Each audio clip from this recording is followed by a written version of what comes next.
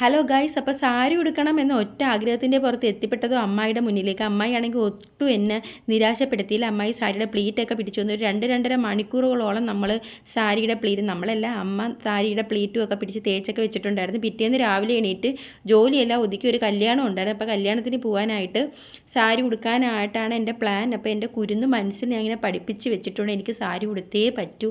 അപ്പോൾ അതിൻ്റെ ഒരു സന്തോഷത്തിൽ ഞാൻ നിൽക്കുകയാണ് ഗൈസ്. അങ്ങനെ ജോലിയെല്ലാം ഒതുക്കിയിട്ട് മക്കൾക്ക് ഫുഡും ഒക്കെ വാരി കൊടുത്തുകൊണ്ട് നിൽക്കുകയാണ്. അപ്പം മോനാണെങ്കിൽ ഫുഡ് കഴിക്കാൻ ഭയങ്കര പാടാണ് ഈയിടെയായിട്ട്.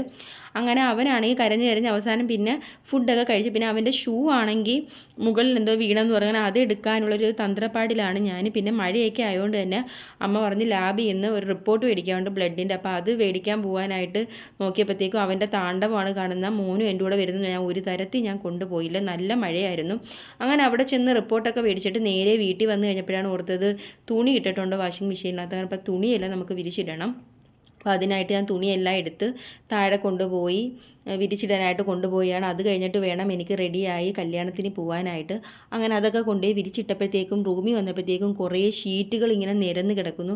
അങ്ങനെ അതും കൂടെ എല്ലാം ഒന്ന് മടക്കി വെച്ചതിന് ശേഷം നേരെ പോയി കുളിച്ച് റെഡിയായി സാരി എടുത്ത് വന്നു. അങ്ങനെ ദാണ്ട സാരി ഉടുത്ത ലുക്കല്ല ഗൈസ്. ഞാൻ കയ്യിൽ കിട്ടിയ ഒരു ഫ്രോക്ക് ഇട്ട് എന്ന് വെച്ചാൽ സാരി ഉടുത്തപ്പോഴത്തേക്ക് എന്തോ എവിടെയോ ഒക്കെ കുറേ അധികം വന്ന് എല്ലാം കൂടെ ചുരുട്ടിക്കൂട്ടി വെച്ചിട്ടൊന്നും ശരിയായില്ല. ബോൾ ഉരുണ്ട് വരുന്ന പോലെ എനിക്ക് തോന്നി.